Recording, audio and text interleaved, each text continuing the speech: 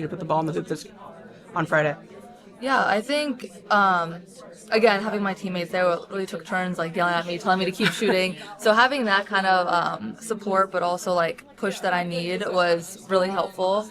But then also, the shooter mentality, you have to remember, like, forget your last shots. Like, they don't matter anymore. The next one's going in. And that didn't happen for a while in that game, but coach drew up a play for me, and for a second I was like, why is he drawing a play for me? I haven't made a shot yet. But him having that belief in me to even just draw that play up for me, and so my teammates being like, you're gonna make this, like, stop thinking about it, next one's going in. So I feel like just a combination of all of that, I was like, yeah, they're right, the next one is going in, and I'm only hurting my team by not shooting the ball, and so just remembering that. Good to see you. Good to see you. UConn has made it to the last 17 Final Fours, but just because of that run doesn't make it any easier necessarily. What does that just say about the standard of excellence here? And then what does it mean to you to be part of this legacy to carry it on and to get here? Yeah, I think that's a great point. I feel like because we've made it to so many, or the coaches have done a great job that this program has made it to so many Final Fours that people just expect us to get here, and they think it's easy for some reason for us. And like you said, it's not. And I hope people realize that just because we're UConn doesn't mean it's easier for us to get here. I think because our coaches are so experienced in this, like, we know how to prepare. They know how to prepare us for these moments this month, all season, like, is leading up to this. Wait, I forgot the rest of your question. Just be part of this legacy, carry it on, yeah. It's definitely extremely special. I mean, to think about how many Final Fours they've been a part of.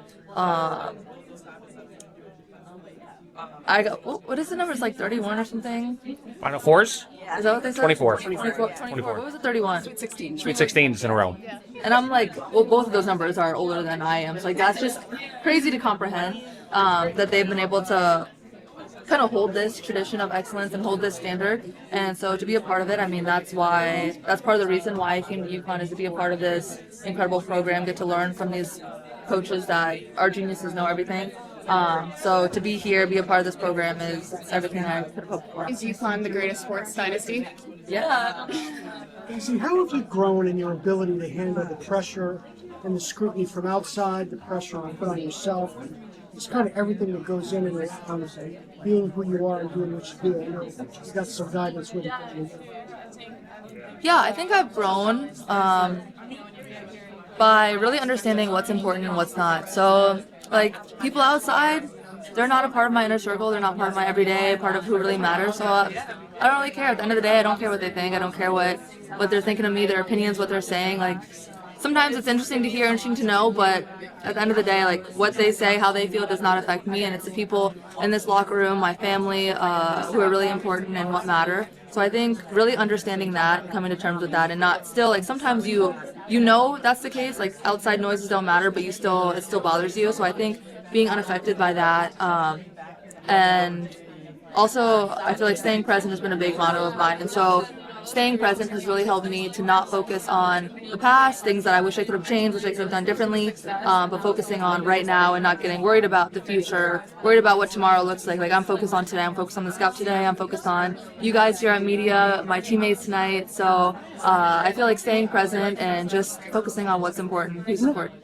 Lauren Betts has kind of spoken out a little bit about her experiences and her thoughts on some of these things. I was wondering if you've read any of that, heard any of that, or identified with some of what she's been talking about. I really haven't. I have not been on social media too much. I've not seen. That's a good decision. Yeah.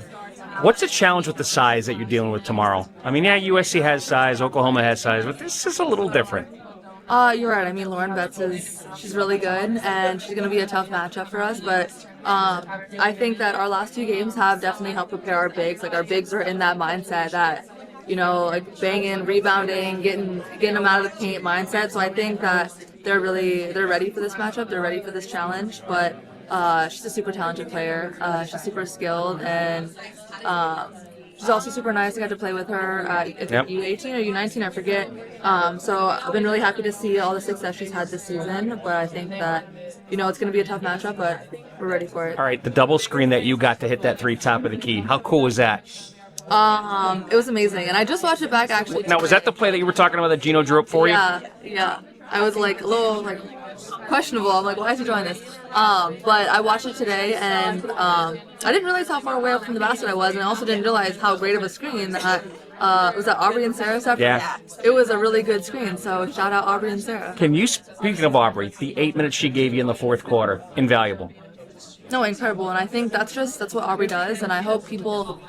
I know for a fact that we don't take what Aubrey does for granted, but I hope people on the outside as well, because to come in a big game like that, especially not playing at all, Right. off of a knee injury, like it's so easy, it's stiff, so easy, even when you're not coming back from an injury, but to not be warmed up, not be in the flow of the game, sitting that whole time and come in and perform the way that she did, it just speaks levels to, you know, Aubrey's work ethic and how hard she's worked this whole season. So I was super happy to get to play with her in that moment, but also just super proud of how she performed. Have